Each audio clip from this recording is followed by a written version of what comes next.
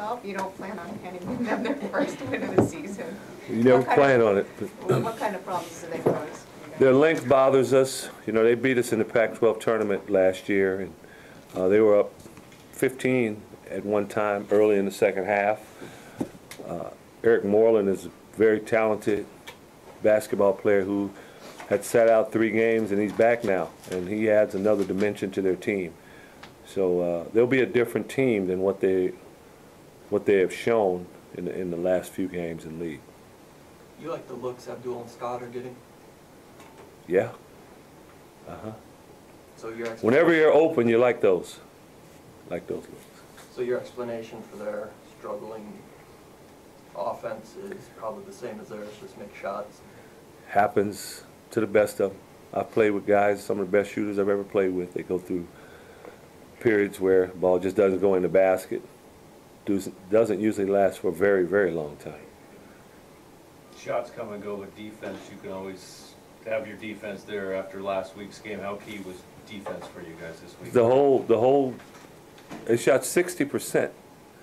We've been holding teams under 40%, and before that, right around 42% for the year. They go from I want to say under 40, but let's not even say that. Let's say average for the whole year, 42 to 60.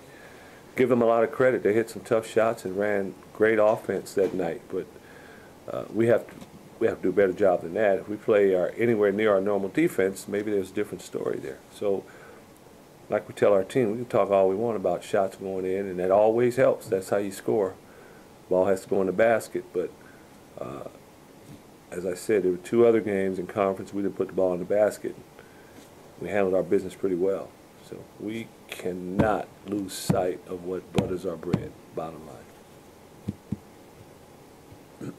Andrew was saying that maybe there was a lack of focus in that game. Is that kind of what you saw, or?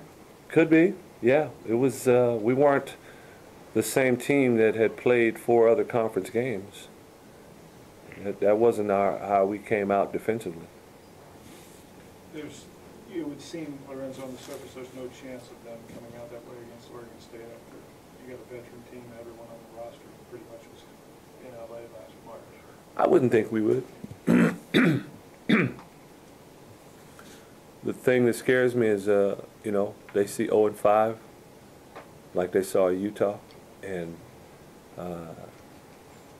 subconsciously for whatever reason. But we just went through that, so I would be shocked if we went through that again. Now, not saying we're going to win or lose the game. I'm just telling you that I don't think focus is going to be an issue. Now that you watch the film, were there breakdowns and assignments, guys in the wrong spots? All of the above. Mm-hmm.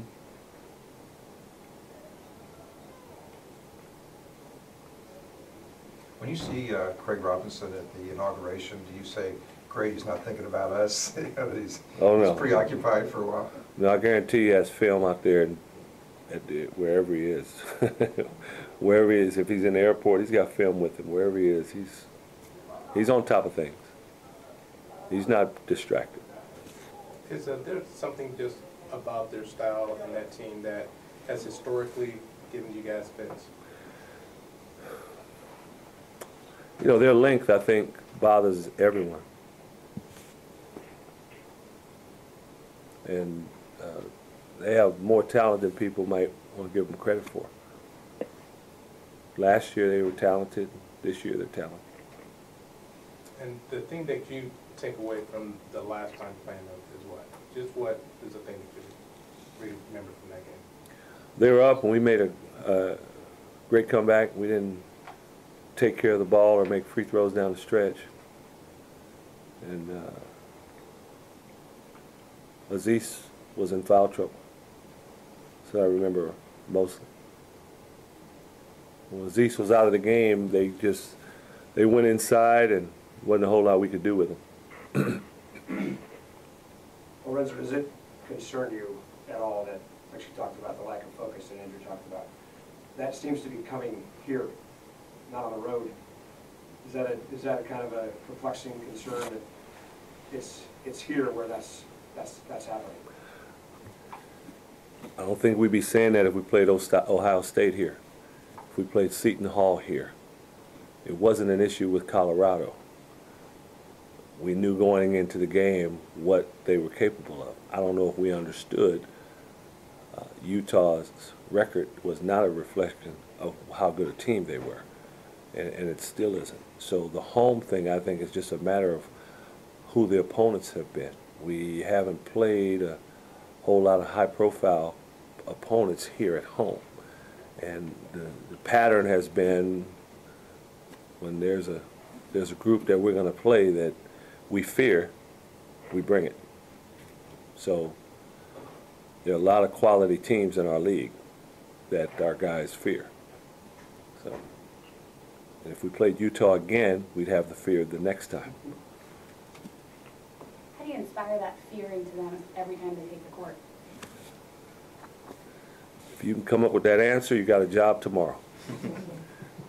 It's something we talk about. You know, we try to talk, forget the game, we try to make sure we understand that in practice, that you go out every time you're in a drill, you go out being the best you can be, so it becomes a habit.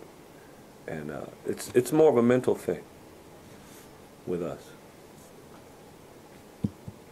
It's revisionist history now, but knowing what you knew after you lost Oregon State, is it pretty clear that that cost you the NCAA tournament, or do you think it was a combination? There are probably 6 games, 5 or 6 games.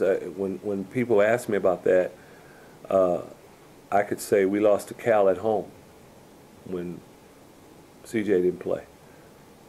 That may have cost us more than any game, because that was the team that went instead of us.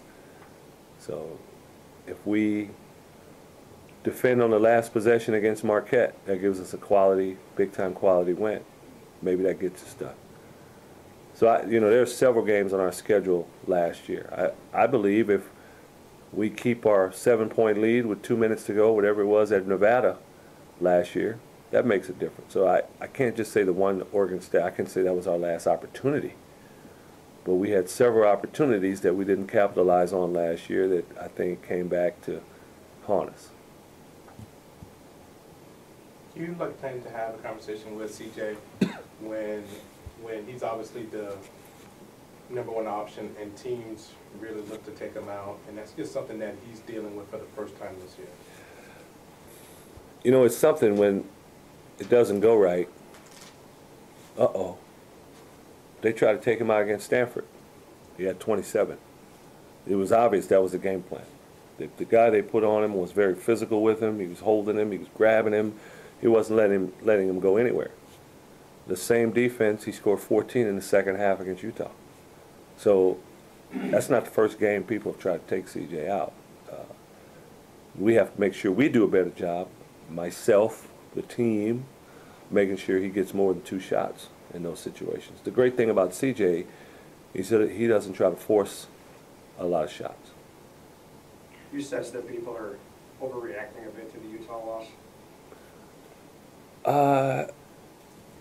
Sounds like maybe you're kind of hearing that. Overreacting, yeah. I wouldn't say overreacting, because we're at home. We're supposed to do a better job than that, but it is not defining our season. As I've said, let's back up December or January 2nd. All right, Huskies, this is what's going to happen. After 5 games, you're going to be 4-1, but you're going to play your first 3 games on the road, but you're going to be 4-1. Really? Let's go. Let's play. It's pretty good. But because this was the last game, and it was a game that most felt, including us, we should have taken care of business, it seems to be, that might replace the Oregon game at Oregon last year. This one might be the one that replaces that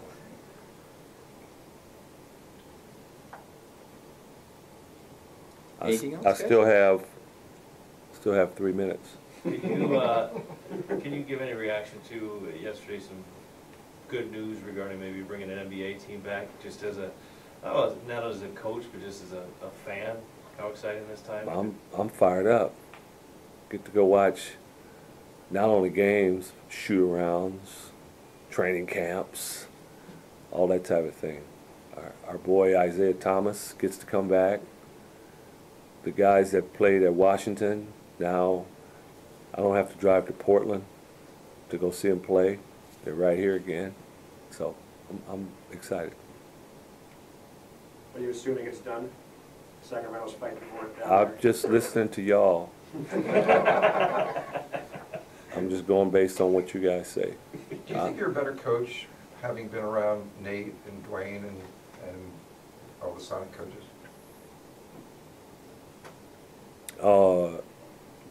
Those guys, that's another benefit to it. Those guys welcome you with open arms. They talk basketball with you. They let you come in and watch. And somewhere along the lines, we've picked up some things from them.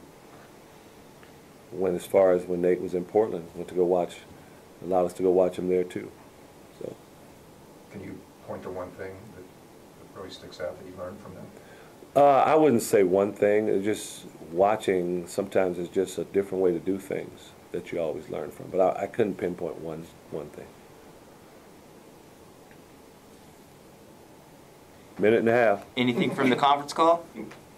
That might take. Sorry. Nope.